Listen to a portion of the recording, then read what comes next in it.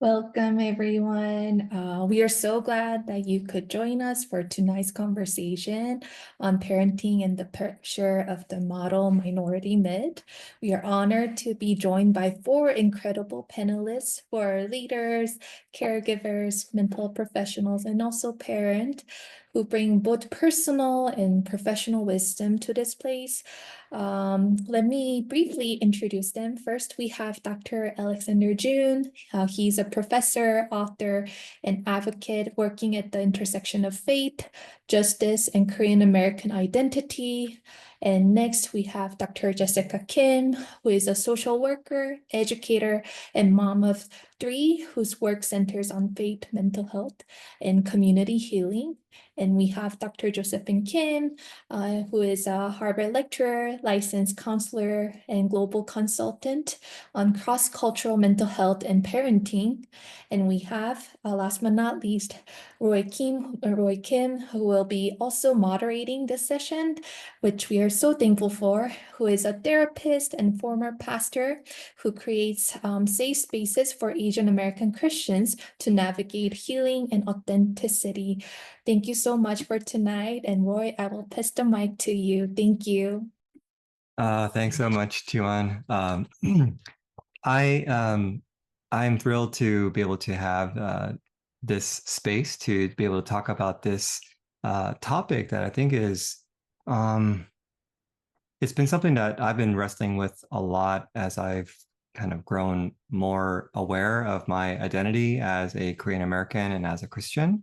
And I'm just so excited to be able to have dialogue with these colleagues that have great stories to tell. And I think as a fireside chat series, I think that's going to be the emphasis of how we dive into this discussion, is by telling as many stories as possible. I think there's kind of a confessional aspect to it, and I think as we are confessing certain things, we allow compassion to grow as well, for ourselves and for our children and for our community. So I really hope that everyone who is participating in today's discussion can all benefit from the stories that we tell. Just to start us off, I would like to get a sense of who is here participating in this discussion. So in the chat, if you would, if you can say, or in the poll, if you can talk about how many children that you have, and also if you can say or put in the checkbox what age range of your children is. That way we'll get a sense of actually who we're speaking to today. So please go ahead and do that if you would. And as you are doing so, I want to go into the first question for our panel. How have you personally experienced the pressure of the model minority myth, whether it's you as a student growing up, whether it's you as a parent, or even if it's like not really related to being a student at all, but just even in your faith journey. So kind of a broader question to start us off. How have you personally experienced the pressure of the model minority myth?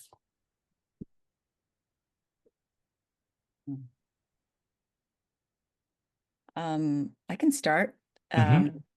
I guess I want to go way back, I guess, to when I was growing up, because I think that's really when I noticed it in reflecting. I think I instinctively rejected the model minority myth as a kid, although, obviously I didn't call it the model minority myth. I didn't have that kind of language at the time, but all I knew was that I didn't want to be seen as one of those nerdy, quiet, good at math type of Asian kids that was so stereotypical.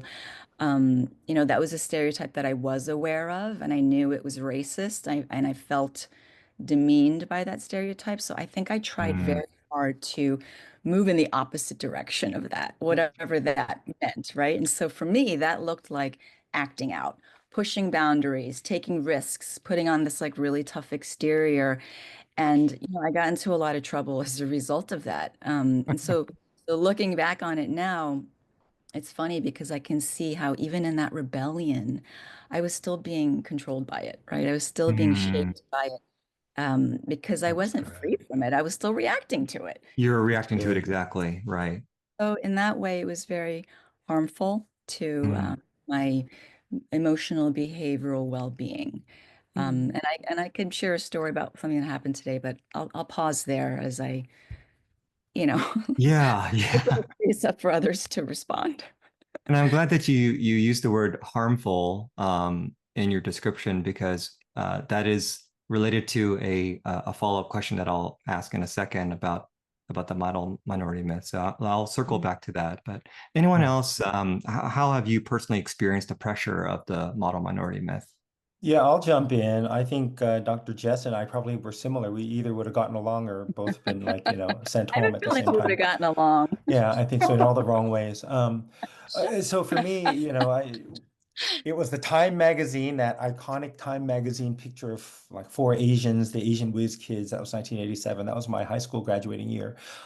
So this was like my life, the expectations, the immigration related stress for many who are first generation or 1.5 or second gen, that carry the immigration related stress with you. And I fought against it. I got Mm, involved in football and anything but um, anything that made me look more like Asian American. Didn't speak Korean, right? Because if I did, that they would know that I'm Korean, as if speaking the language. So anyway, that kind of just your mentality, but you just, I think two things for me that sort of, again, I overcorrected. And part of that was I really hated seeing the handful of Asian Americans in a dominantly white space in my middle school and high school. right. Rejected them entirely. There's a whole Key and Peele skit waiting to happen for Asians. Just, you can't have two fat, funny Korean guys in a friend group. There can only be one. But that self-hate was really, I mean, that hatred was really rooted in self-hate. Right. And I didn't know the Lord until college. That's another story for another time. But I mean, when I looked in the mirror, I did not like what I saw. And so it was whatever the expectations were for Asians, I wanted to do anything but that. And what a transformation for you. I mean, look at your shirt. I That's mean, right. you're representing, Dodgers in the most Korean way possible. That's And you right. got this bold flag on your sleeve as well. So That's man, right. That's you're right. gonna have to tell the evolution story. Yeah. Yeah. Thanks for that. Oh my gosh. For me, I didn't immigrate to the US till I was 8. But if you could imagine a child who was so preconditioned to be the model minority, that would have been me. Mm. Honestly, because I grew up as a pastor's kid. I started going to church in my mother's womb and came out pretty perfect, right? Meaning like you had to, I was at every single service. I was doing what I needed to do. And so the model minority myth, honestly, when I came to the US, it just kind of was second nature. It's something I had Mm, done. I always felt like as a pastor's kid, you were kind of living in a fishbowl, like there was nowhere to hide. And so you always had to be so perfect. At least this is how I internalized that experience. And I don't think at mm, any point my parents ever sat me down and said, you have to be perfect. It was just so internalized. I yes. really felt like I could not damage my parents' reputation, that, how they were going to be perceived and esteemed in the society had everything to Yes. do with how I carried myself. And so outwardly, Understood. I was doing everything I was supposed to. I think inwardly, though, oh yeah, lots of anger, I just never acted out on it. But you can see how that too causes a different type of harm, right? Yeah, And for exactly. me, honestly, I'm still living with the consequences because your body just can't take anymore, right? And so your Mm, body literally starts falling apart. right, right. I mean, I'm glad that you mentioned even just your immigration experience. It reminds me of an article, very recent article I read. I'll put into the chat here. It's in Christianity Today by a Korean author, and it's about Sunung. And just for those who don't know what Sunung is, it's like the in Korea, it's like their entrance exams to college, and how much they prepare and how much the Christians in Korea pray to God about covering their student in preparations for that exam, how much it has um, just been entrenched in their sense of identity, and just how much stress is involved in that whole process. So I put that article. It's a really interesting read that can be thought provoking for all of us as believers, and just want to be able to also acknowledge hey in the comments, but I feel that my children carry three burdens: the model minority stereotype, the experience of being children of immigrants, and the pressure from Korean cultural values, especially those from South Korea, that emphasize the importance of education. So yeah, that's well said, and I think it's very relevant to what we're talking about today. So I think we're kind of building this this collective experience through storytelling and truth telling that kind of acknowledges this reality. And yeah, I'm grateful for these introductory thoughts. Um, I want to circle back then to what Dr. Jess said earlier about harmful. Um, Mm.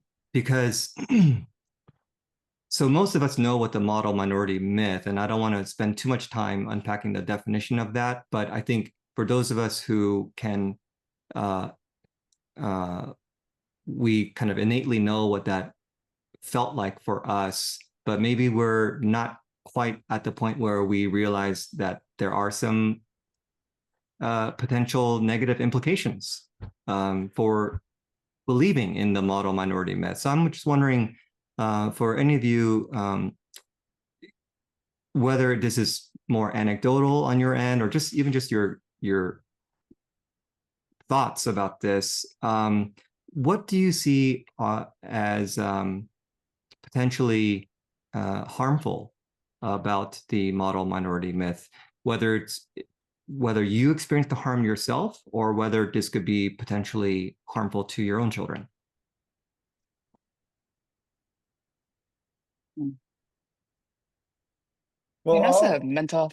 Oh, Well, go ahead, yeah, please. thank you. Go Oh, sorry. well, I ahead. was gonna say, Dr. yeah, Chen. as a mental health clinician, I see it all the time where I think one of the biggest detriments, especially when it relates to mental health and needing help and seeking, help seeking behaviors, often I think the model minority myth keeps us from reaching out for help because we're supposed to Mm, have everything together. We're mm, supposed to, know what we're doing. We're supposed to, right? Like be good at this and good at that. But the other side of that is maybe even more dangerous is that people often will actually not reach in for help, like to offer help. Right? Because their assumption too is no, well, they're Korean or, they're Asian, like they're doing fine, they're doing right? fine. Yeah. I remember a student many years ago, who was really struggling in a class, and they finally got up the courage to go and tell the professor, like, I'm really struggling, I need some help, and was pretty much told, like, what? You can't be struggling, you're Asian, as if Right. like that, the two and two, can't coexist. Right. And again, so this ability to freely, in a vulnerable way, to say, I'm really struggling and then to have that actually be doubted and invalidated by people saying you Mm. can't be struggling or your struggle isn't as bad as, right, somebody else's because you're supposed to have it all together. Yes. Right. Go ahead, Right. Alex. I interrupted you. Thank you, Dr. Joe. I'm not a clinician, I'm an educator, so I'll come from that perspective. And as a Christian, boy, it's the weight of expectations that are placed on you that crushes you. They're Mm, unmeetable expectations. And it's this conflation of both the immigration-related stress and a misunderstanding. This is where mm. everyone's going to hang up on me, and that's okay. A fundamental misunderstanding of what is biblical versus what is just sociological. United States is not the land of milk and honey. It's not even, the myth of the country being, what is that? The land of opportunity, right? But we buy into both. And so if you're a Christian and an immigrant, Mm, boy, the pressures on you. So when I think of model mm, minority, and I would add what Haynes' comment, which was really helpful, the other layer of this would be Christianity. And so this dangerous um, line in our narrative in our head that a good Christian means a good student. Um, and so, obviously, if you're a very, very good Christian, then you should be a very, very good student. The two don't necessarily have to go hand in hand. But that's yes. the burden of the model minority myth, then becomes the model minority Christian or the model Christian. I think on the flip Mm, side of that would be the parental role, and the burdens that parents have. I can share more on this maybe a little bit later, but parents then represent God to mm, a lot of children. And mm, our expectations for parents on their kids is we need you to be perfect, mm, perfect Christian, perfect student. So the model minority myth extends beyond that, and it gets into, you've all maybe all heard of the Battle Hymn of the Tiger Mom. Um, I think we're running into this big problem of parents become tiger parents and represent God, and God becomes a tiger God. That even the expectations for how we're supposed to please God, it's overwhelming, and we need to mm. perform. And we need to be the best Christian we could be. Otherwise, God's not going to be pleased. Just like if I'm Right. not the best student I could be, then parents aren't going to be pleased. And I think it's killing our children. It's certainly nearly killed all of us. Yeah. I think Alec makes a really great point about how this the harm of the model minority myth really is in how insidious it is, how subtle it is, how it's not always obvious. It seeps into all these other spaces. And, in thinking about how to prepare for this panel, I've really been sitting with this hypocrisy that I feel all the time within me, where with my words, I reject this model minority myth. But it's like in me, it's embodied in me. And I'm realizing it's more than just this like abstract political idea that I say I reject. It is in the way I live my daily life, in the urgency, in my busyness, in how I measure how good of a parent I am, in looking at how productive my kids are. It's in all of that. And it's a lot more complicated than I'm realizing. Mm, But I wanted to kind of share a story if we have some time to kind of bring please. life a little bit. Hmm. This is something I've been struggling with this past year with one of my kids. I have three kids, and this is my middle child. And He's in middle school and he has ADHD, and we had worked really hard to get him admitted to a boys' private school for high school next year because I thought that something smaller, less distracting would really help him to thrive and get what he needed. And he got in, but he didn't want to go, right? And so I prayed a lot, like, God, please tell me what to do, what's best for him, lead me.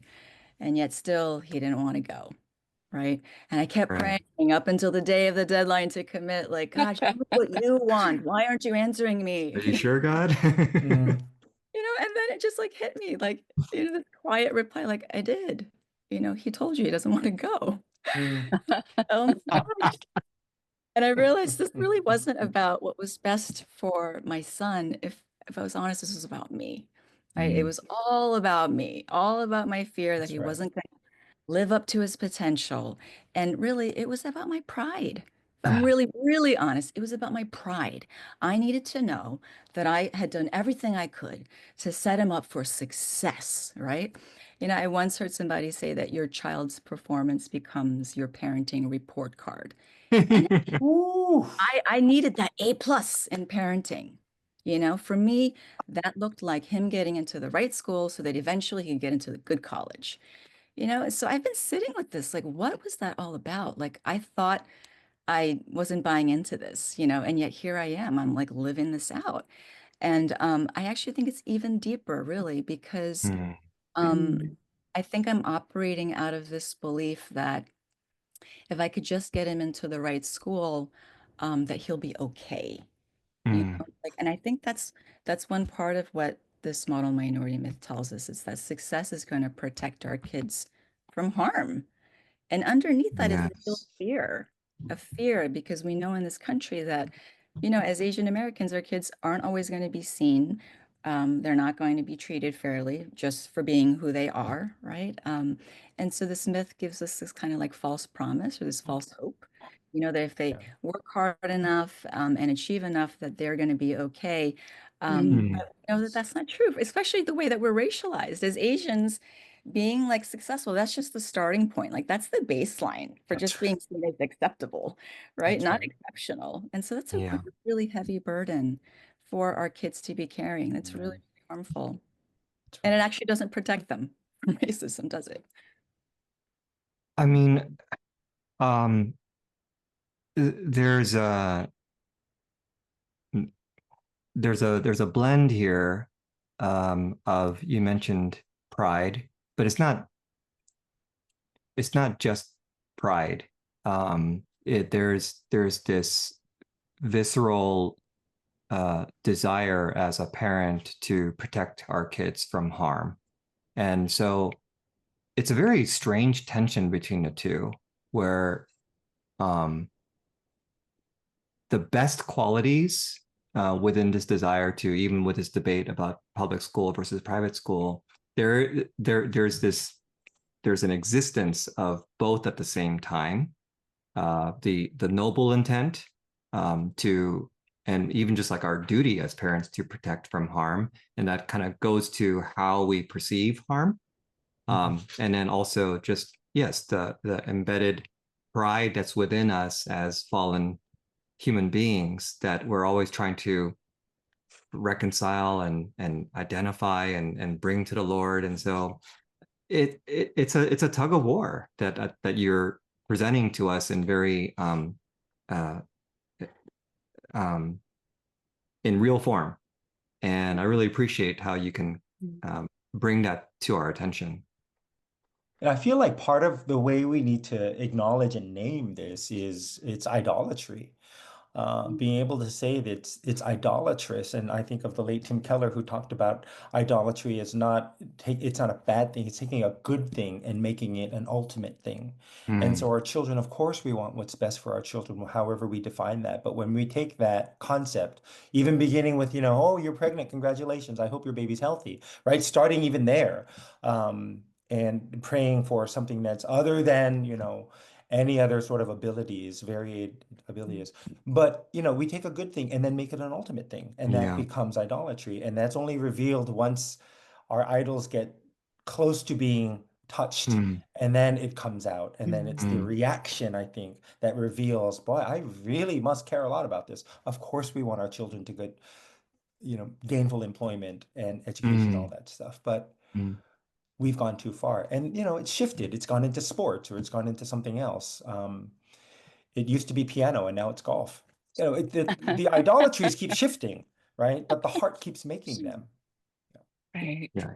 I'm Right. so glad that you said that, because I think there's also a parallel here too, when this becomes trauma, right? Mm. Like wanting better for our kids isn't trauma necessarily, right? But when does it become trauma? When does it become intergenerational trauma?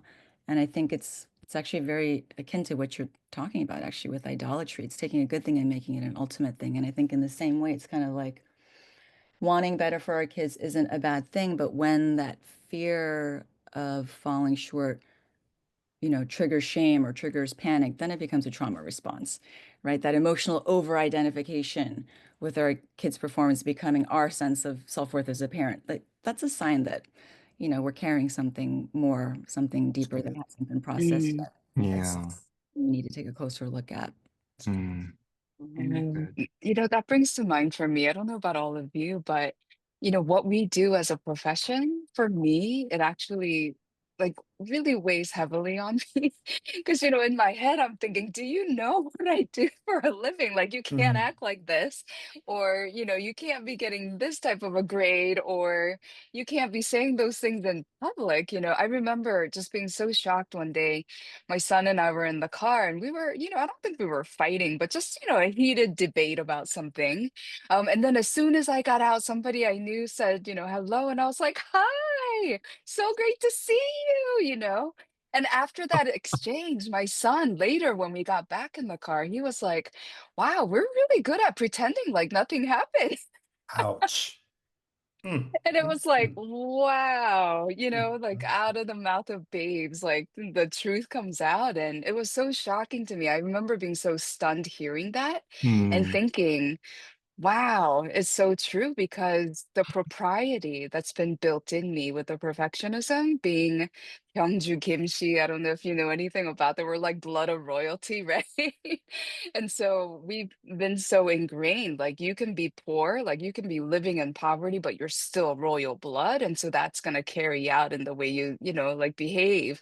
And I really get that from my father because he's the Gyeongju Kimchi, right? And so Mm. I remember projecting this to my child, and I don't know about you all, but I definitely have the imposter syndrome, meaning like I'm gonna be found out if you act like this, right? Oh, Yeah, yeah, people yeah. are gonna take me for a fool because look at Oh, her speaking and writing and doing all these things, but look at her That's good. child.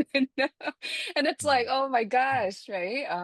And there's are so many times when it's like right at the tip of my tongue, like, son, you cannot be acting like this because guess what I do for a living, right? right.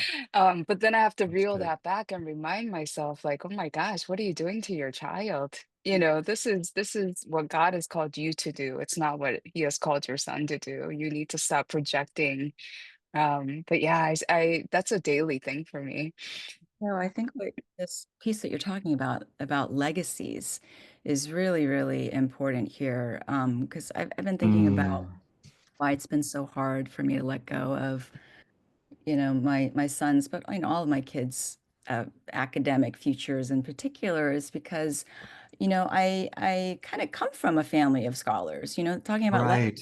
like all four of their grandparents we're all college educated, which really wasn't all that common back then, right? And on top of that, like they went to like the best schools too, like Seoul National and Yonsei, like those places, right? So there's this like unspoken understanding, I feel like, in my family where Yes. each generation that comes after has to like level up, right? That we are the fulfillment of the sacrifice of the previous generation, and we have to go further, or at least Mm, maintain, right? mm, And I think about the even for me, like, yeah, there were many professional That's spiritual good. reasons why I pursued a PhD, but a small part of me was also because I felt like I had to match at least what my own dad had achieved. And if not, like I was failing. I was somehow like not living up to some story that I had to preserve. And so I see that kind of like bleeding into how I was obsessing over what school my son was going to go to.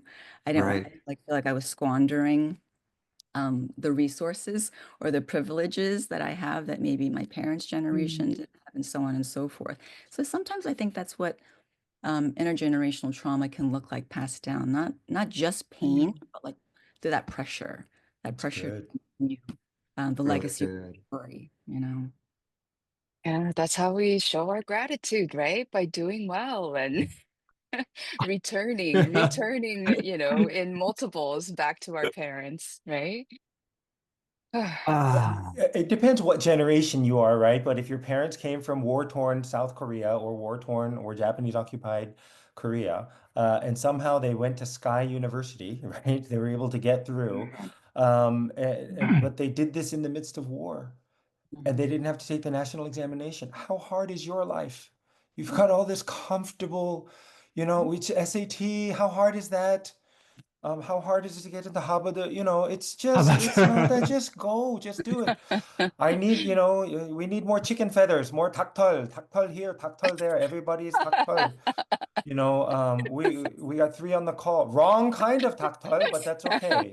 At least we made the cut, silver medal. But this is the unspoken burden. And you can take Alex out of Korea, but you can never take Korea out of Alex. I still have grandparents, or we have parents and grandparents who are saying, "What are you doing? How are you raising your children?" right.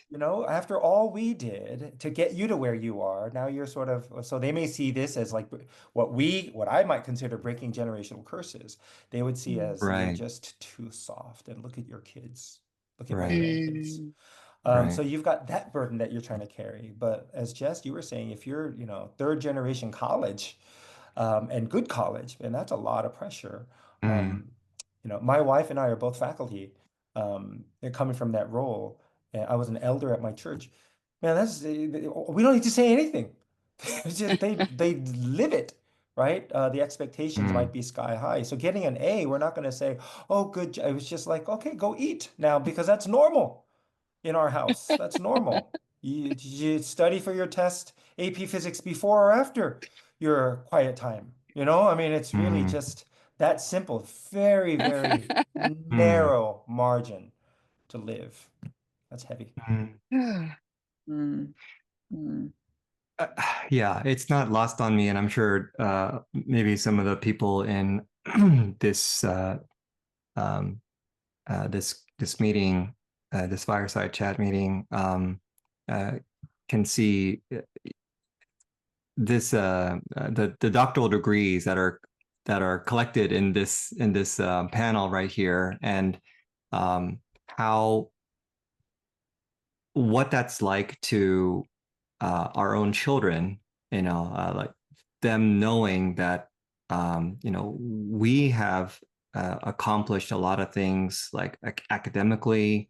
And yet, if we were to say something to them about whether it's kind of implicitly pressuring them to continue the legacy, or if we were to say, no, move away from the model minority myth, and they're like, you didn't, right? And so there's something to be said about this interesting irony that we find ourselves in, that we have these kinds of lived experiences, and we're trying to communicate something as we wrestle with our own head and our heart. And it can get messy, but we're in a space right now where we're trying to sift through all of that and making sense of it, and hopefully be able to say something to our children that resonates for them. So yeah, I just want to call out the irony of that. I have the perfect story to share about that. Speaking of, like, what it is that we want to pass down, and uh, ways to depart or not from the model minority myth. I'd shared earlier about how I grew up kind of reacting off of the model minority myth and trying to do the opposite. And I can see how that is working out in one of my kids right now, as well as he is also trying to not be the stereotypical Asian American kid in his school. He's too cool for school, right? As they say, and he does everything he can to try to avoid that stereotype. And actually today, I got a call from his school that he's been suspended for one day. And so I had to go and pick him up in the middle of the day. This just happened this afternoon.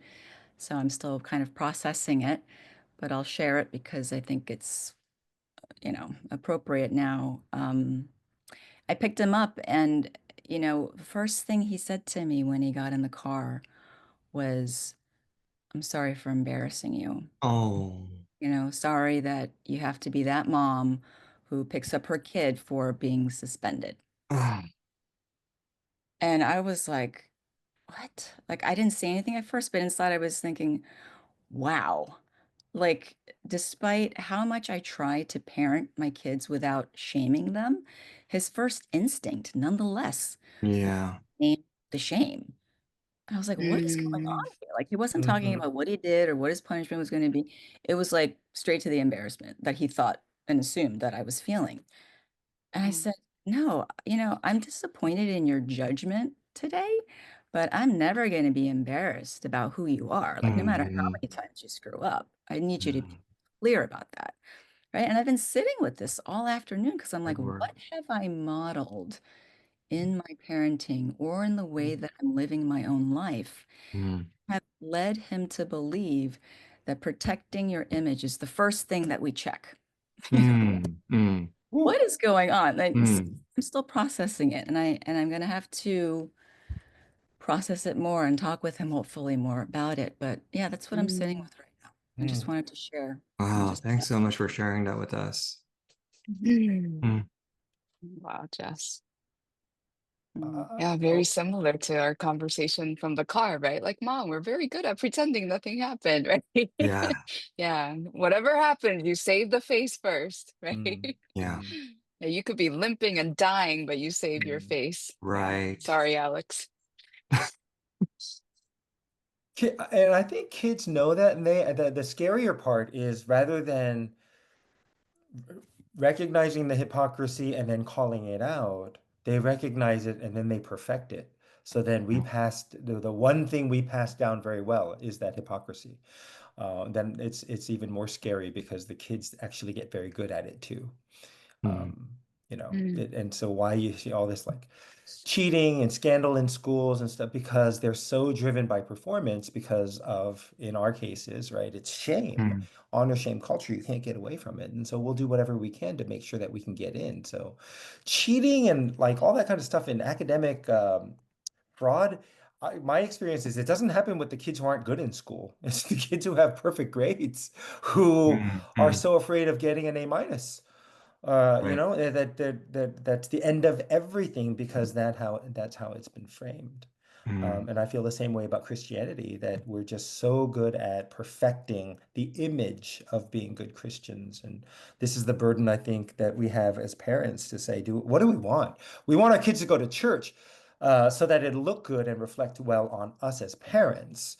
yeah, But if we're honest, we want our kids to know Jesus, not necessarily go to church regularly. And those are two different things. yeah, But if we're honest, we Mm. probably would prefer the perception and all of the signs that look like they're doing well spiritually rather than are they really doing well spiritually.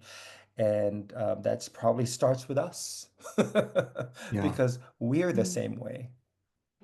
Well, I also want to say that, you know, Jess, when you're talking about some self-reflection and wow, is there something that I am uh, inadvertently doing that could possibly lead him to come to that conclusion? I think you're touching on some potential conversation between you and him that maybe a lot of us in this room have never had with our own parents, mm, where our parent would say to us, hey, son, hey, daughter, am I doing something that would make you feel a certain way? Like maybe there's a language barrier, maybe there's some sort of other kind of cultural barrier that wouldn't allow them to initiate that kind of conversation. But for you to think through that and then potentially have a conversation that is related to that thought process could be massively healing, generationally healing, So I'm just really glad that you could share your thought process with us. Mm. And kind of similar to that, I wanted to, towards the latter half of this fireside chat, want to open up for questions from the participants, but just in the spirit of hope, because I feel like we've done a good job of talking about how the model minority myth has impacted us, mostly, not most, somewhat negatively, somewhat um, ambivalently. But what comes to your mind when it comes to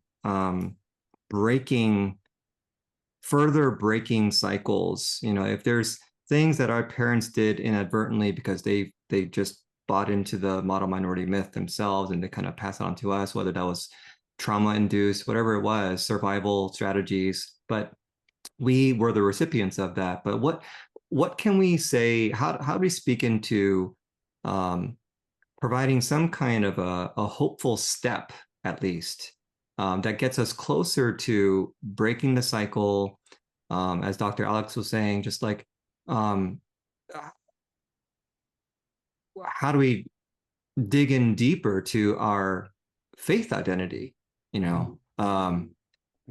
So maybe something, some ideas that you have that you've been thinking about recently regarding the model minority myth, and something tangible that you can think of that you can, do either individually or with your family that can just get us closer to breaking that cycle. Yeah. I mean, I'll start when my kids were a lot younger. I I remember I used to come home, and as soon as I would open the door, like I would hear them scurrying upstairs the moment that they heard me walk in, like they were scrambling to hide, and it would remind me of those of you who are familiar with C.S. Lewis's analogy of rats in the cellar when you turn the lights on for Christianity, like how our true condition is revealed during our unguarded moments, right? And they scurried because they knew what I was about to ask when I walk in, right? Did you finish your homework? And start with like reminders and list about like all the stuff that they were supposed to have gotten done while I was away, right? And like that reaction, that like fear that they had is like something that they held in their bodies, like Mm, physically reacted, and that kind of hypervigilance came from a sense that they had to be like on top of things, and that was how you get peace in the house. It's like be on top of mm, everything done. And as a trauma-informed therapist, that really gave me pause. Like, man, I'm not doing a good job here. Like, this is not what I want. So I have gradually made the shift. mm, That the first thing that I want them to see when I enter a space that they're in is a smile on my face as I see them, you know, mm, hug, like welcoming them, to bring them in. That is the first thing I want them to feel and associate with my presence entering a space, so that they can feel the message that your presence brings me joy. How mm, how can they receive that message from me in the way that I'm carrying myself and what they associate me with, that they are mm. enough before they do anything.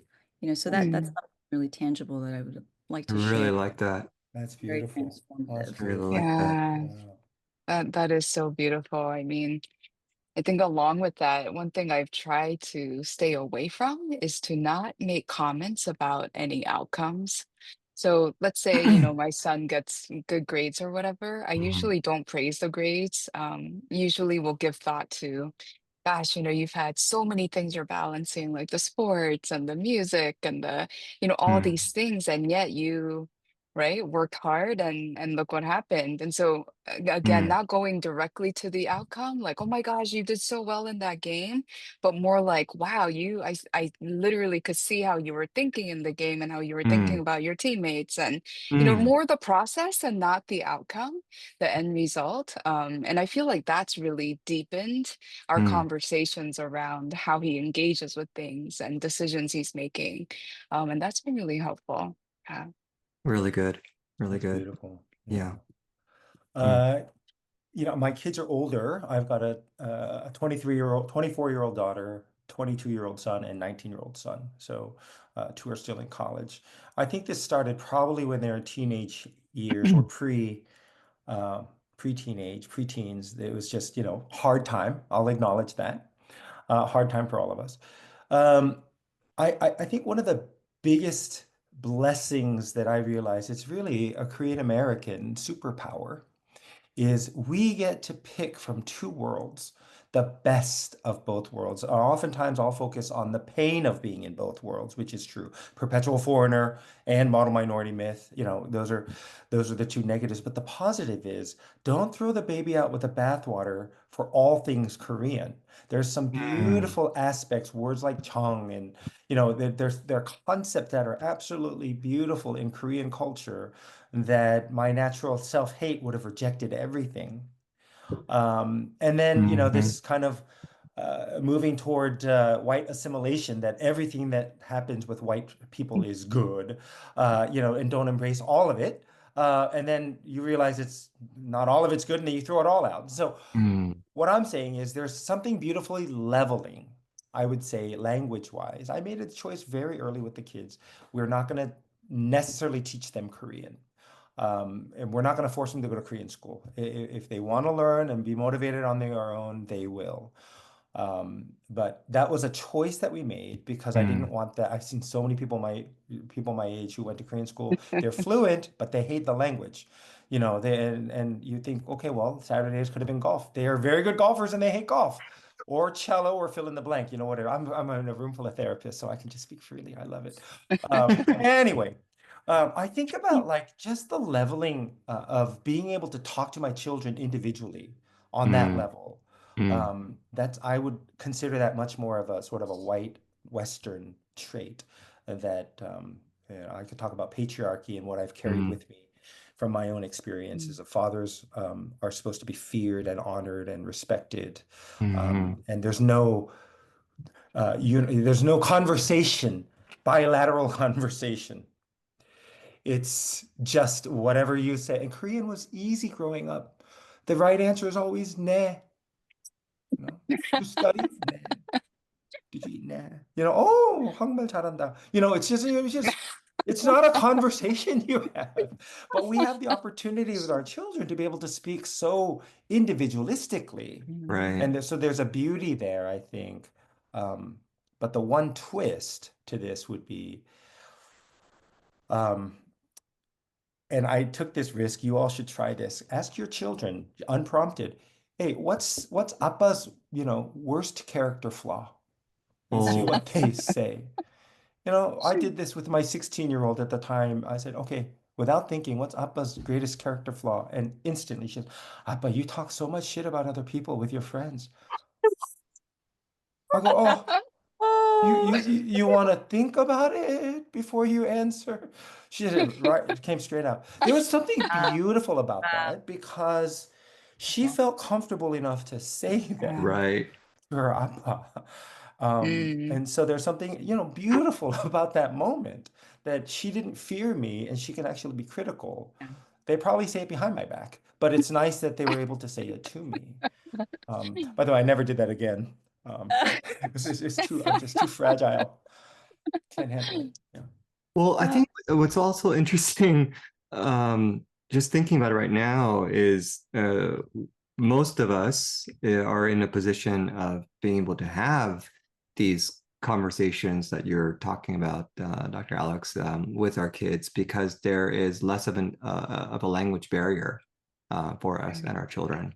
Whereas, again, going back to our experience with our parents, if we didn't have some level of education in Korea where we have that base, just kind of that innate grasp of the Korean language and expression, free expression, or we didn't learn these things in Hangul and something like that, then we can't quite have that level of conversation with our parents. So it's quite a blessing that most of us are in right now, this time of blessing to be able to have it, but it does require the uh, the courage, I think, the courage to be able to go into those spaces.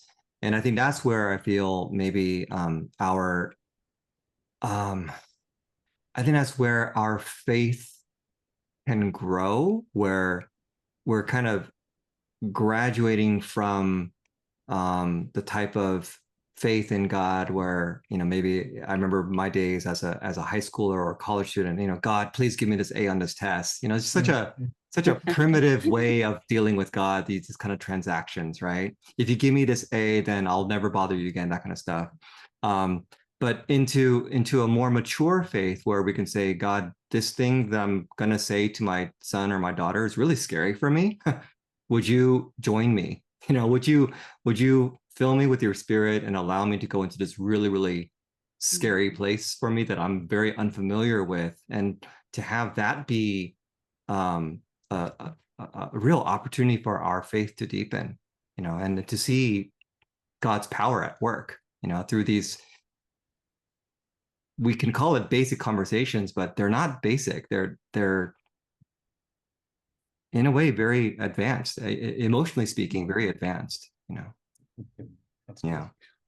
I think it's sanctification, right? I mean, I don't think Yes. there's any other um living like people, persons who can do that, right? Like bring out the sanctification in a way that our kids can, right? Yes. And it takes such a humility, again, just today we're having a conversation and he's like, and I made a comment like, oh, I apologize often and I admit defeat. And he's like, right. I don't think I have ever heard you admit defeat, right? And I'm like, what? Mm, And it's so interesting talking about the model minority because I'm so apologetic to everybody else, right? It's almost interesting. habitual how much I apologize. Wow. Like I bump into some, oh my gosh, I'm so Man, sorry.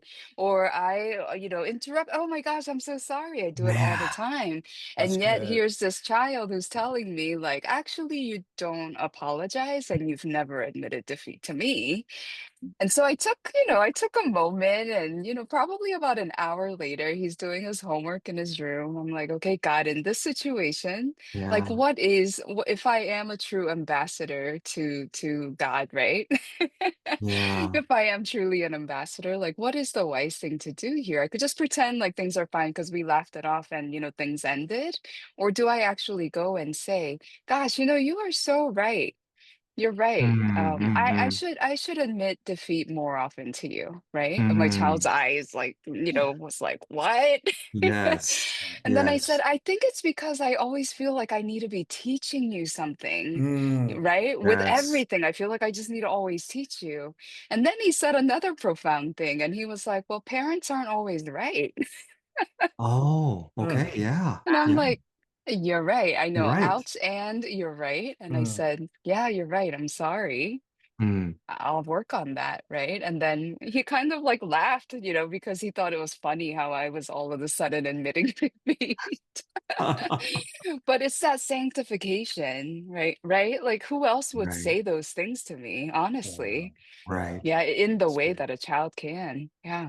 I love that. That's I love that. beautiful and Mm. painful. Yeah. Yeah. Beautiful and painful.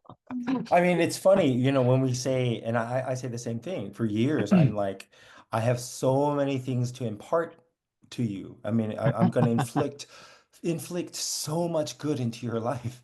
All they hear is chansory. It's Hmm. chansory. Mm. And so it's hard, but I have so much to teach you. The greatest thing we have to teach them is how to apologize, not telling Mm. them to say sorry to your brother or sister or to me or to somebody, right? Apologizing to them. And it's lessons that are caught that are more important than lessons that are taught. Right. And that's the thing that it's even now, I think about how hard it is to do. And so if you Yeah. have young kids, the best parenting advice, if we want to get ultra practical, is learn to apologize and ask for forgiveness from your children early and often, because that's what they're going to carry with them. Yeah. Right. Mm. And what a gift we'd be giving to them if they can't help but create projections of us and place them onto God. And you talked about Tiger God earlier. Yeah. If we are the ones who are modeling humility to them, and a listening ear, being really attuned to what our children are saying, then that could be the new hope, Yeah. where they use that projection onto God. And yes, That's good. then my parent is doing this for me, and maybe this also means that God as parent is also doing that to me as well. That's good. Can I share a story about that? In my Please. eagerness when my children were younger, to have 가정 예배, family devotions, whatever you all do, whatever version of you all, everybody may have their own, and maybe I've just triggered some people because I said that. But family devotions, I thought I was going to be a good Christian father. I'm going to do this with my 3 children, who were probably at the time, what, 3, 5, and 7. And I said, hey, we're going to have family devotions before you go to bed. And so they're very excited, and we sing Jesus Loves All the Little Children and sing a couple songs. And then we tried to do the Bible study, which is only like a page and a half, maybe. And they start acting out and stuff. And so Appa starts getting angry and his voice is raised. And then, then it's discipline time. And I say, go to bed. And it ends. That's how it ends. And then so the next night, same time, it's family devotion time. Come on, kids, let's gather, sing a song, and then we're ready to do Bible lesson. And then someone's not listening, and somebody always needs to go to the bathroom, and someone else always needs to get milk, and someone hits somebody, and then I'm like, go to bed, and it ends badly. You do that a couple times, and even like circus animals know. They can learn. And I said, it's family devotion time. And already they're sad. Appa's going to be angry. Oh.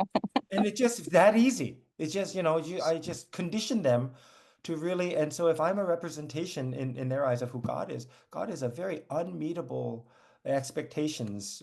Tiger God needs to be perfect.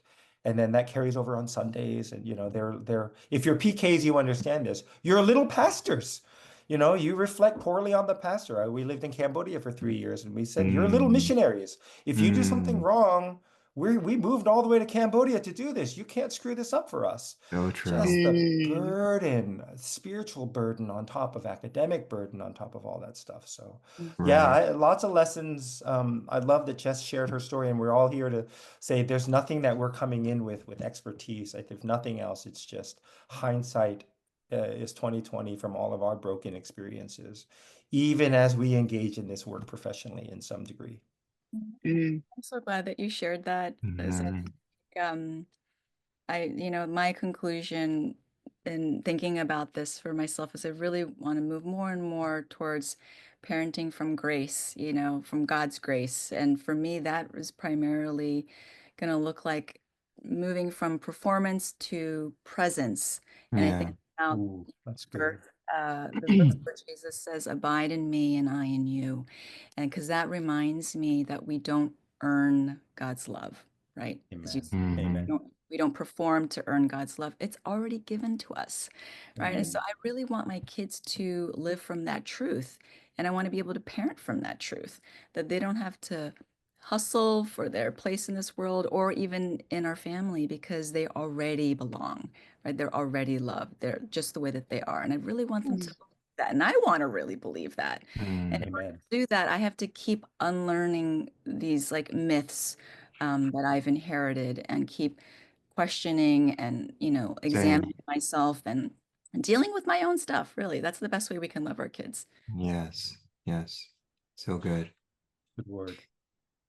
I want to leave this last portion of our time to field some questions. I haven't had a chance to read through all of them, but I know that there's quite a few comments and/or questions that people put into the chat. So let me go scroll up and see whether we can answer some of these. Okay.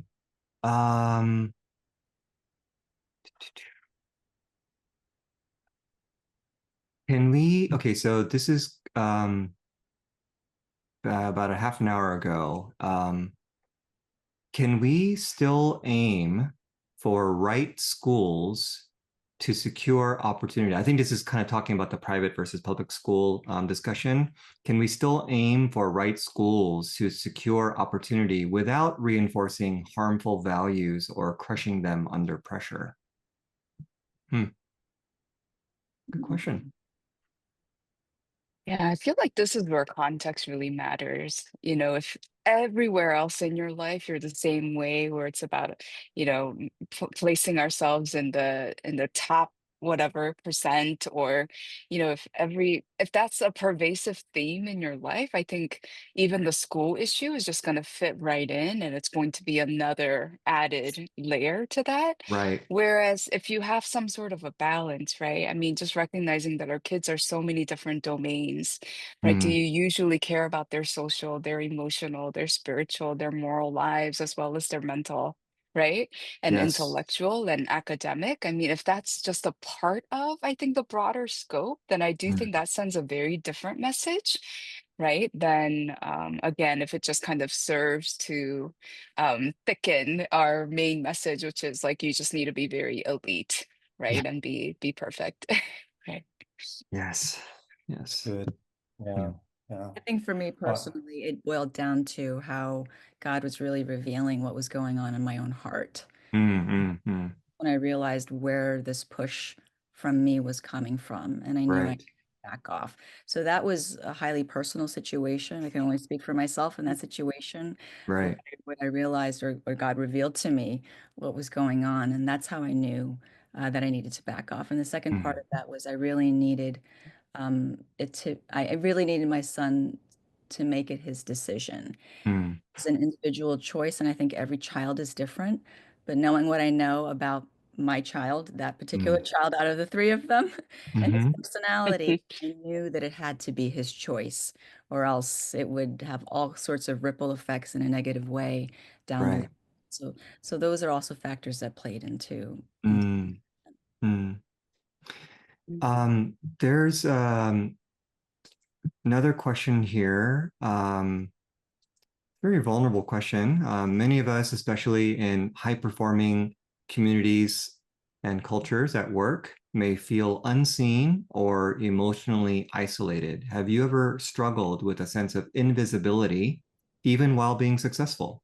mm, so good. Yeah. Mm. Thank you for that question. Yes.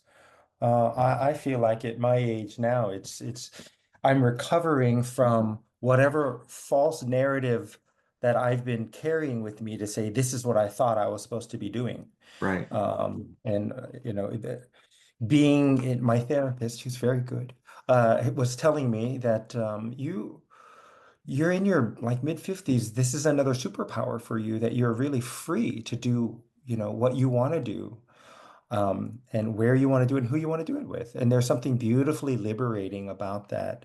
But yeah, Mm, I think part of that journey and maybe it's tied to parenting that, we can't be good parents if we haven't resolved our own issues yet, right? And mm, so we're still carrying a lot of the burdens of whatever we had to fulfill for the generation before us. And so we were successful. We went to that right school and all that and the right major. You can't just go to the right school, but major in like German, what are you going to do with that? That right school begets the next grad school, which begets the right job, which begets now I got something to talk about on the first hole when I'm golfing with my friends, right. that all that stuff. So, but you haven't resolved that yet, and you're still dealing with like your emptiness and invisibility. And so from the outside, it looks like everything's perfect, except for Mm, it's nothing you ever wanted to do. yes. And that's part of the whiteness that pervades society that makes us feel invisible. And I worry sometimes how much of that we bring home, and then our children are extensions of things that we've always wanted but didn't have. So then we say, Right. we're going to overcorrect through you. I can't do it because it's too late. Mm, And so I feel like that's the connection. But such a good question. Absolutely. I mm-hmm. imagine we all feel Mm. that way until we're finally free and able to do what we want to do. Mm. I mean, I think navigating a society where I'm in the ethnic minority, I think demands a level of shrewdness that I have tried to develop along the way. And but I think it comes at a cost. And that's what this question is alluding to, is that as I'm trying to make my the way that I speak sound more like the majority society, right? Uh, as I try to bend my thought process to match what the majority are also thinking, as a way for me to either advance or to get into certain positions.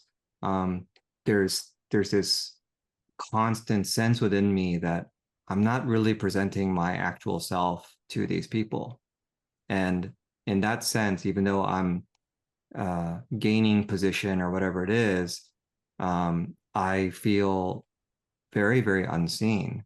But I want to, for self-protective measures, I want to keep that going so that I don't lose what I have gained.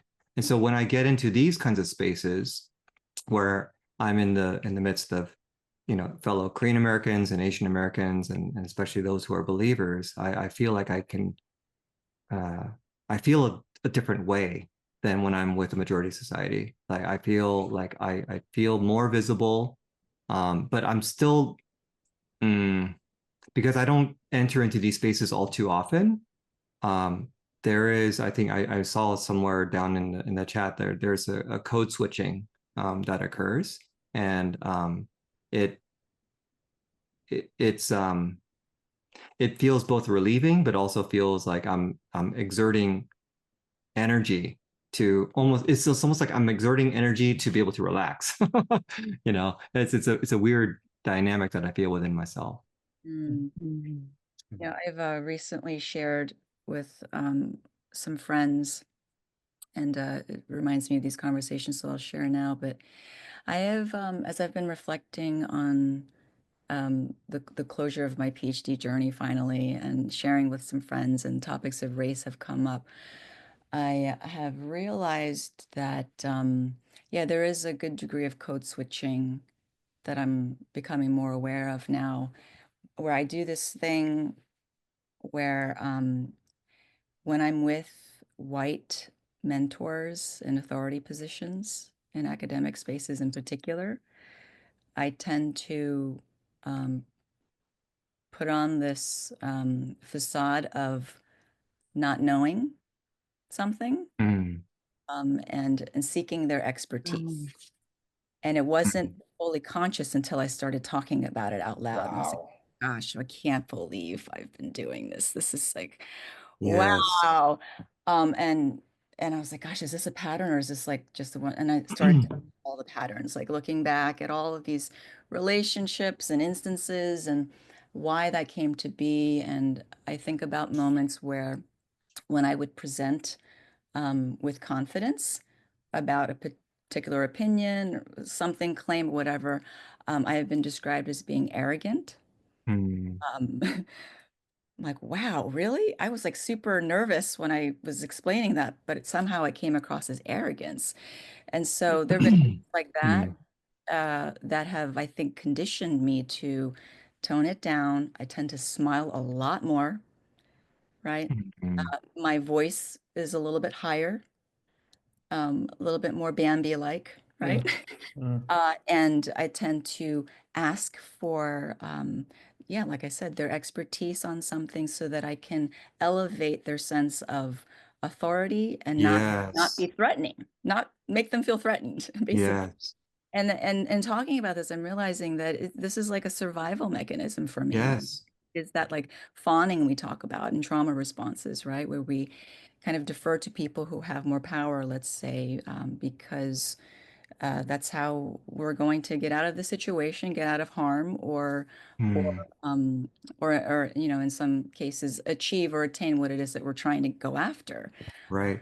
this is really how we need to be savvy in these situations to navigate some of these spaces. And so Yes. share that, I don't know if that answers the question about invisibility, but in a way it is Yes. ability, because I am shape shifting to try to make myself smaller or whatever it is, so that I don't make people feel threatened, and it's definitely something I've noticed with Mm. white mentors or Mm. Mm. authority figures. And Yeah. and on the topic of code switching, and we've been trying to hash out some more of our thoughts regarding parenting. Um, I'm wondering how um, helpful it might be for us as parents to um, just in conversation with our kids to talk about code switching, what that's like for us to code switch, and what it's like for them to code switch, and why they code switch. That could be illuminating, for us, and they might get actually insight into us as well as to what we experienced, what our own parents had to experience, and whether they can feel either empowered, do they want to continue code switch in certain situations, and why, and that way we can also be able to support them in their choices, and or even to guide them in other ways that we feel like that could be a bit harmful. That's good. For me, I think just being able to have that kind of conversation with your children Mm-hmm. is probably the lesson that's caught more than what you have to say that you're trying to Mm, teach them. The fact that they realize, oh, I thought that you knew everything, and that everything was okay with you because you put on such a, brave face as a parent. But mm, oh, work is hard for these reasons, and yeah, I write about whiteness, and so there's that. But being able to have this conversation with your children very openly and honestly. I just recently wrote about, how I was bullied a lot when I was a kid. And because it was a dominant white institution that I was a part of, mm, and trying to help my kids understand that. And they grew up in a predominantly Asian school. mm, Um, mm, you can imagine how high the SAT average is in a dominant Asian school. But anyway, they mm, didn't have the burden I did. So, Appa, you're just such an angry man. I realize you're just so angry. We don't understand the burdens that you have. I go, oh, just you wait. You're going off to college soon. And you're going to meet this old white professor. And I said this to my daughter in particular. I said, you're going to meet an older white professor, male, and he's going to invariably treat you differently because you're female and that you're Asian. mm, And I mm, want you to introduce yourself when you meet him to say, oh, my appa told me about you. I didn't know who it was, but he said I'd meet you one of these days, and here you mm, are. mm, Empowering our children to understand that. But my kids recognized it early on. I was going through a drive-through once, and they were in elementary, middle school, and we went through the drive-through, and they said, after we're done, they're like, "You sound so white when you're talking through the drive-through." And I'm like, what? And so I had an opportunity to talk about code shifting with them, and I tell this to my children, so I'll tell it with you all. mm, Um, mm. always channel your mediocre white male. When in doubt, you have to channel your inner mediocre white male in spaces. I channel him so often, his name is Bill. I said, oh, Halleck would never do this. But what would Bill do? Here's what Bill would do. I'm going to man spread just a little bit more. If I don't know the answer, I'm going to speak first, speak loud. Yeah. Thanks for that, Everybody Alex. needs their inner Inner mediocre male. Bill. Oh my goodness. Yeah, I think for me, code switching in the way that Jess, you described your experiences, you can imagine how that too is very harmful to who we are, right? Mm, Where we feel like the big question I always think about is for whose benefit, right? So Jess isn't doing that for her own benefit. She's doing that so that white fragility isn't triggered. And then there are consequences to people who are in positions of power who then will unleash that white fragility on you. And so I think for yes. my child, in essence, though, these are skills that we actually want our children to have. It's like the required 21st century skills, right? Lori mentioned nunchi, but nunchi is amazing. Why? Because you're reading the room, you're reading the social cues, and you're adjusting your words and your behaviors to kind of fit the cultural, right, vibe and expectations in the room. And I think that's a beautiful skill that bicultural and multicultural people can have. It takes practice though to perfect it. Oh, never mind perfect, to get it to be good, right? Or to be a benefit to you. And so there's actually a different way of saying it. It's called cultural frame shifting, right? Like culture frame shifting. So you're literally taking a different cultural frame around the situation.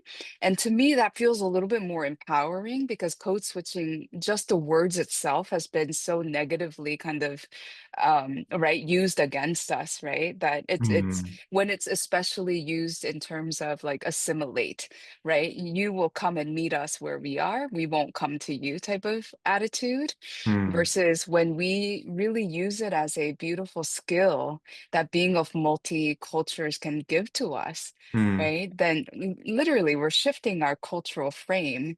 And so in a certain situation, I might behave a certain way because culturally that's actually quite fitting in that situation, right? right, With somebody who's older. Yes, I'm going to bow and use 존댓말 and do all this stuff. In right, essence, right, that's cultural frame shifting. And so right. I do Good. think that is something that's so valuable for us to, yeah, teach our kids and to have them practice.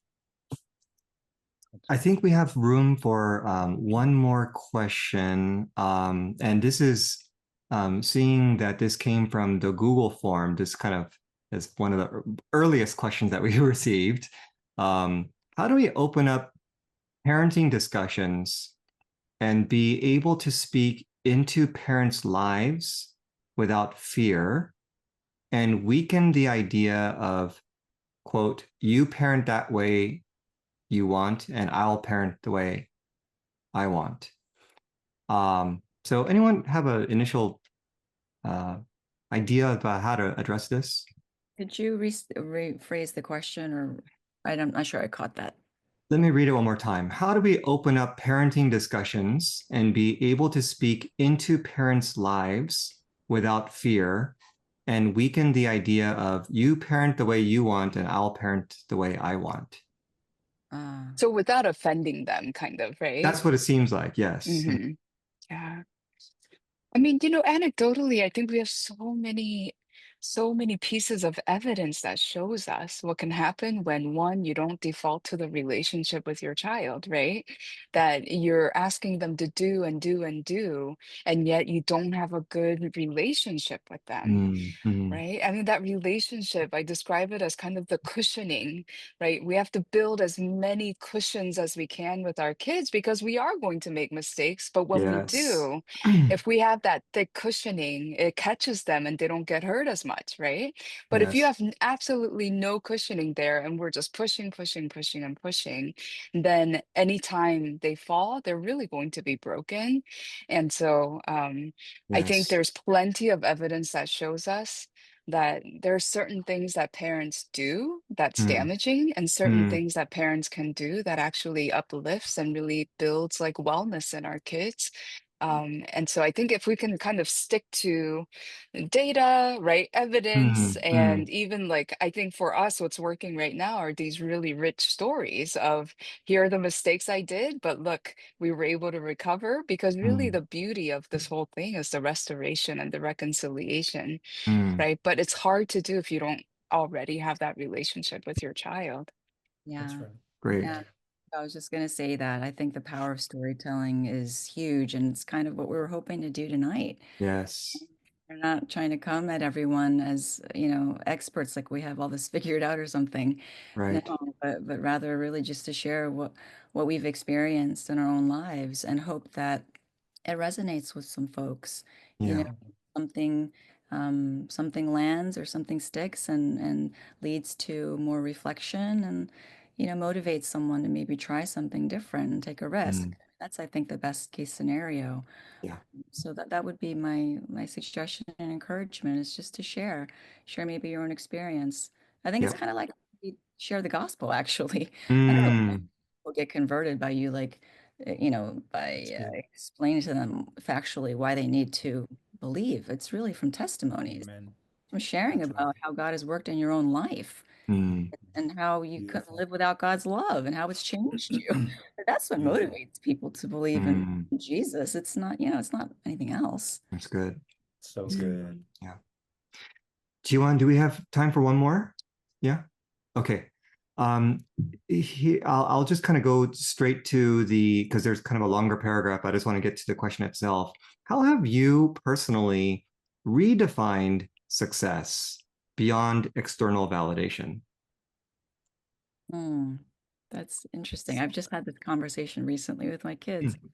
Mm, Um, and it was because one of my kids, can you guess which one? um, has been so obsessed with making money. Like it's all he's fixated ah, with. I was gonna like not go to college because he's gonna make all this fast cash. And I'm like, where is this coming from? Like, why are you so obsessed with making money? And it dawned on me, I'm like, wait a minute. I was like, do you think, like during a family meeting, I sat all of them down and say, do you guys think that you have to do something really exceptional or something mm, crazy like that for us to like be proud of you or think that you guys are successful? Mm, And they were like, yeah. um, Oh my gosh, really? Mm. Like, no, no, you don't. They're like, okay, but I mean, okay. And so we got into this conversation about, well, what is success, right? And so I was like, let's mm, talk about this. And what I was trying to, what my message was, I don't know if I mm, got it. What I was trying to say was that success can look like a lot of different things, but I really want us to get outside this box of it's about making a lot of money. mm, Like, nothing could be further from the truth. I know so mm, many people who make a ton of money, and I can tell you right now, they are not successful. Okay. mm, So I want you guys to think about what are the gifts that God has given you, right? mm, Your unique gifts and talents, and how can you use those things, right? In what you do with your life that's ultimately going to bring glory to God. If you can right. find that, that is the ultimate definition of success. So that's not easy to find because we get distracted and we chase all these other things. But if you can find, right, the gifts that God has given you and your calling, right, and the line Mm, the way that brings glory to God, mm, Preach, my hope and sister. prayer for you. mm, They mm, were like, Preach. Amen. okay. Okay. So I think it's an abstract idea, but what I learned from that was this is a message I have to instill over and over and over again. This is mm, going to be an iterative conversation, but also in how I'm modeling that, right? How am I mm. living this out? Not just with my words, right? But what do they see, right? In my day-to-day rhythms. So this is the challenge for me right now. mm. Yeah, Yeah. Mm, yeah, it's good. mm, mm, Yeah, Jess, I'm thinking about your child who got suspended and how you had to go and pick him up and what I can only imagine the inner, dialogue that's happening probably within you as you're doing that. And my child has done very similar things, and I do think it's the anti, like pushing against the Asian American like model minority myth, right? Mm, Like mm, he has a love-hate relationship with his instrument because he doesn't want to be seen as that nerdy like musician. He also has a love-hate relationship with math, right? And so anyway, I say all that to say I think there's something really like the healthy striving in our kids, even though it comes out wrong sometimes, there's always a healthy desire, right? Whether it's like a search for significance or wanting to be seen a certain way. But mm. even with that child that you were describing, I'm so excited because there's something about that type of risk taking and this Yes, like mm. this ability to It's good. actually do that is amazing. And so if I were to bank my money on, one of your kids, it would be that one yeah, because you're right. I do feel like it's those kids, God brings our experiences in such amazing ways to help us find that one thing we're able to contribute in ways that only we can because of our given experiences, life circumstances, the challenges that we've experienced. And I think that's what makes me so excited. And if we can, as parents, in those moments to say, oh my gosh, I would have never had that courage or the bravery to do something like this. Not that you're going to praise it, but to be able to Mm. say, my gosh, there's actually something pretty unique and special about that. I'm excited to see what God's going to do with that, and to kind of instill that, I think, in our kids. Yeah, but I'm excited about your second child. You say that. He Mm. told me today, people like me are the inventors, the ones who create things. Okay. And Okay, take mom. risk. Yeah. Yeah, take risk. It takes a special type of person to break the mold like that and to do something like that. Know what I mean? Mm. Yeah. Maybe it's just a middle child thing because I'm hearing you. I'm like, oh, we have the same kid. My middle child is the same as Appa, for as smart as I think you are, you don't know how to make money. It's just wow, what a missed opportunity. So it's interesting to hear you say that, Jess. Yeah. I don't know. I think for me, it's a lot of deconstruction. It's such a good Mm. question. How Mm. do we measure success? And Yeah. I think at this stage in my life, for myself and for my children and everybody around me, it's it's not success, it's faithfulness. Being Mm. able to walk with Jesus. Mm. Maybe it's First Corinthians. It's, Mm. being kind, being patient, being loving, being long-suffering. Some of the fruit of the Spirit is probably the more important thing than bank account, titles, what school you went to. And maybe that's the burden. I think I want to end with this thought that I know this is about parenting to some extent, about parenting with model minority myth, but we need to keep deconstruct our own journeys, Right. what we have also swallowed Right. wholesale, and find Right. ourselves in these positions, and how do we break free Mm. and deconstruct our own journeys before we then put it on our kids. Yeah. And just in closing, if you can uh, say this as maybe succinctly as possible,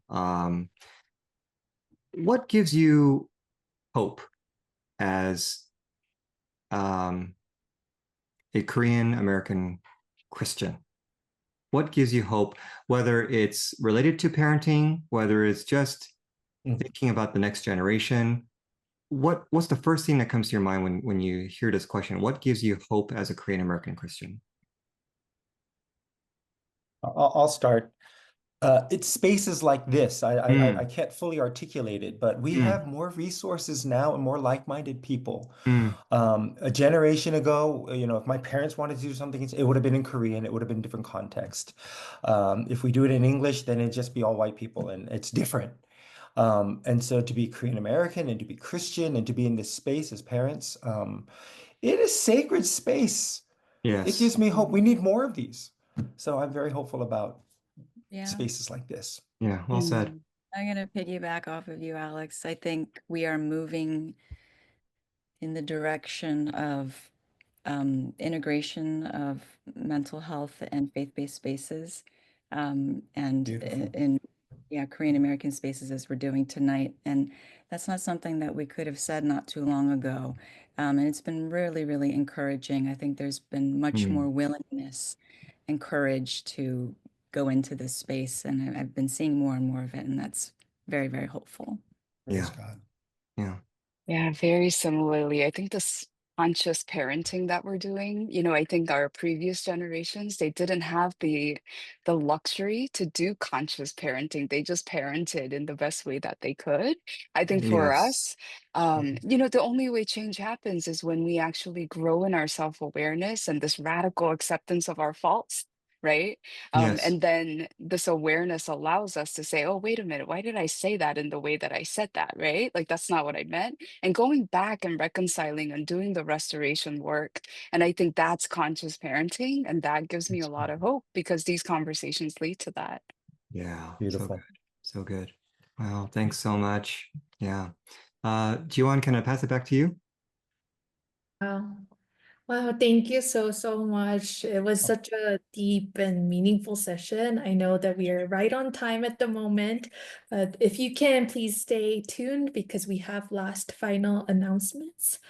I want to extend our heartfelt gratitude to Alex, Jess, Joe, and Roy for generously sharing their time, insight, expertise with us tonight. We're so grateful for the depth and honesty that you brought to the conversation. And a special thank you to Roy as well for thoughtfully moderating and shaping such a meaningful session. So thank you so much, Roy. To everyone who joined us this evening, thank you so much. Your presence, curiosity, and the engagement in the chat box made it possible. So these really mean so much to us. And before we wrap up tonight, first of all, we have the online directory. Our website features a national directory of Korean American mental professionals. You can search by state to find support close to where you live. And then we have reports and research blog posts. Our team, including graduate students and faculty, collects and analyzes the data on Korean American mental health to create reports that inform more culturally responsive care. And we also have bilingual blog posts, and these stories and the resources are offered in both Korean and English, covering everything from how to find the right therapist to navigating intergenerational conversations. And we also have the podcast, as you can see, hosted by Dr. Sim and Sharon Kim, where they share timely and mental health topics and research relevant to the Korean American community. And we hope to stay connected with us and continue this important conversation in your own circles as well. And I will be dropping all of these links right now in the chat box. And for the next series, this will be our last May series, so please stay tuned, which will happen next Monday, on May 19th with Hina Chung. We hope you'll join us for this powerful conversation with licensed marriage and family therapist Hina Chung as she explores how grief is experienced and expressed in Korean American families. And she has over 14 years of clinical experience, and Hina will share culturally grounded tools and insights to help us navigate grief with greater understanding and compassion. And so be sure to register at the same link and make sure to share with your networks as well. And before we close, we'd love to share one more thing, an invitation to give. Your generosity truly makes a difference. By supporting Mustard Seed Generation, you're helping us to continue to offer these type of vital resources and spaces and culturally responsive mental health support to the Korean American community. Every gift, whether that is big or small, helps break down stigma and makes healing more accessible for all. So once again, thank you for spending your evening with us. We hope the rest of your night is encouraging and restorative as the conversation we shared together. Take good care, and we hope to see you all soon. Thank you so much, everyone. Bye.